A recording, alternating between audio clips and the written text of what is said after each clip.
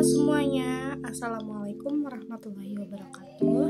Perkenalkan, nama saya Salma Amalia Putri Tejamutia dengan NPM 222151029 dari Program Studi Pendidikan Matematika Fakultas Keguruan dan Ilmu Pendidikan Universitas Siliwangi. Di sini saya akan menjelaskan serta memaparkan siapa itu Letnan Jenderal TNI Purnama Masudi, dan saya akan menceritakan pengalaman saya di bidang kepramukaan. Seperti yang telah diketahui sebelumnya, Letnan Jenderal Masudi merupakan seorang mantan gubernur Jawa Barat dari tahun 1960 hingga 1970. Ketika menjadi gubernur, pecah peristiwa 30 September di mana rekan-rekannya dulu di AMSB Yogyakarta, Siswando Parman dan R. Suprapto menjadi korban di lubang buaya. Nah, selain menjadi mantan gubernur, beliau juga memiliki jabatan di Pramuka. Beliau menjabat sebagai Ketua Majelis Pembimbing Pramuka Jawa Barat sejak tahun 1961. Pada 1974, setelah melepas jabatan sebagai Wakil Ketua MPRS pada tahun 1967 hingga 1972, ia menjadi Ketua Kuartir Daerah Gerakan Pramuka Jawa Barat pada tahun yang sama. Masudi dipilih menjadi Wakil Ketua Kuarnas Gerakan Pramuka. Nah, di tengah masa baktinya sebagai Wakil Ketua Kuarnas, beliau ditunjuk menjadi PJS Ketua Kuarnas Gerakan Pramuka, menggantikan Sarbini pada tahun 1978. Dalam Munas Gerakan Pramuka di Bukit Tinggi, Sumatera Barat pada tahun 1978, beliau terpilih secara aklamasi menjadi Ketua Kuarnas Gerakan Pramuka hingga tahun 1993. Sebelumnya, beliau juga pernah bersekolah di AMSB Yogyakarta yang sekarang telah berganti nama menjadi Sekolah Menengah Atas Negeri 3 Yogyakarta. Beliau lahir dari orang tua yang merupakan wira swastawan sekaligus anak ke-6 dari 11 bersaudara. Dari pernikahannya dengan Yeti Rohyati, ia memperoleh 2 orang anak. Pada tahun 2004, ia pernah mengadu ke LBH Jakarta sebagai akibat rumahnya di Jalan Gatot Subroto, Jakarta yang digusur. Mungkin cukup sekian yang bisa saya sampaikan mengenai Letjen Masudi.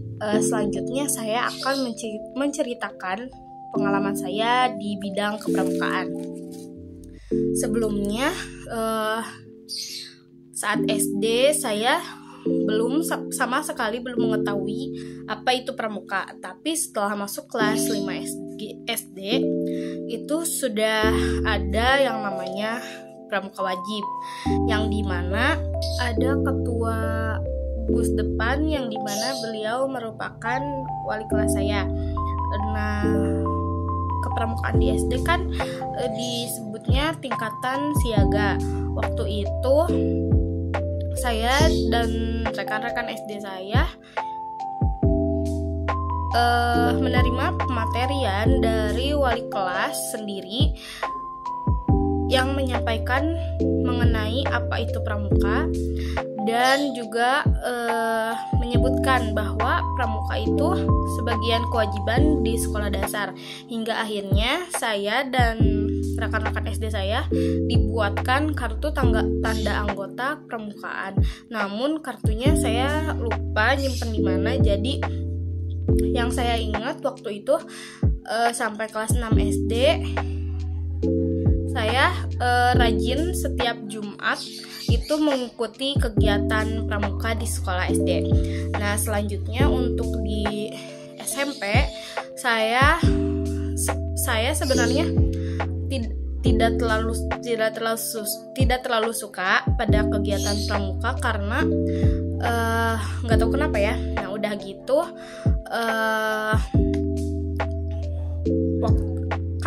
SMP tuh ada yang namanya juga pramuka wajib.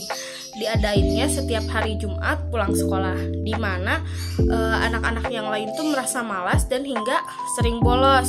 Namun ada beberapa orang yang jarang bolos, termasuk saya, terpilih untuk mengikuti LT1 yang diselenggarakan di Galunggung. Lebih alamat lengkapnya kurang tahu, namun itu katanya LT1. Nah, dalam acara tersebut kami naik truk dari SMP dan ke Galunggung.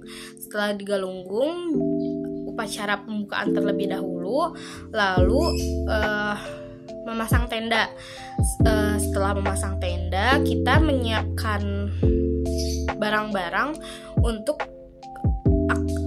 merakit sebuah pagar agar terlihat rapih dari luar. Nah, selanjutnya setelah itu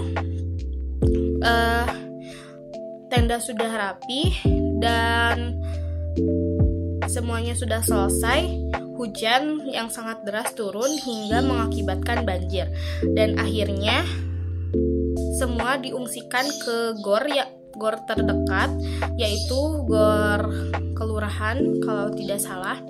Setelah itu kita tidur di gor tersebut sampai hari esoknya, karena hujan tidak berhenti sedari kami datang.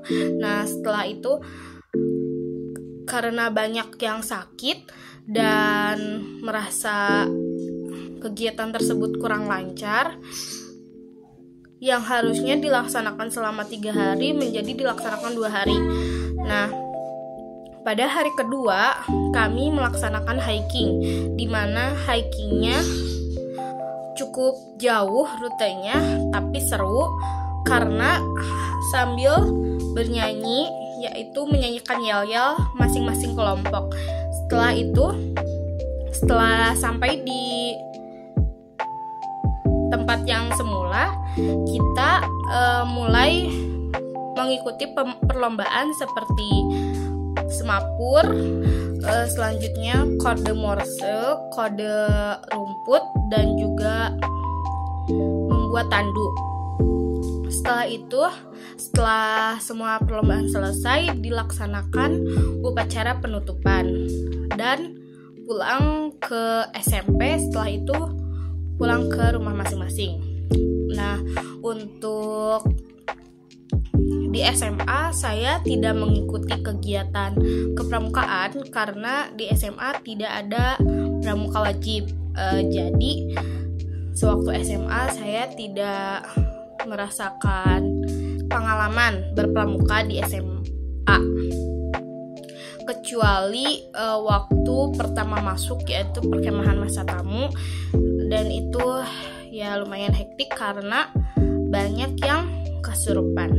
Mungkin sekian yang dapat saya ceritakan dan saya sampaikan. Mohon maaf apabila terdapat banyak kesalahan. Wassalamualaikum warahmatullahi wabarakatuh.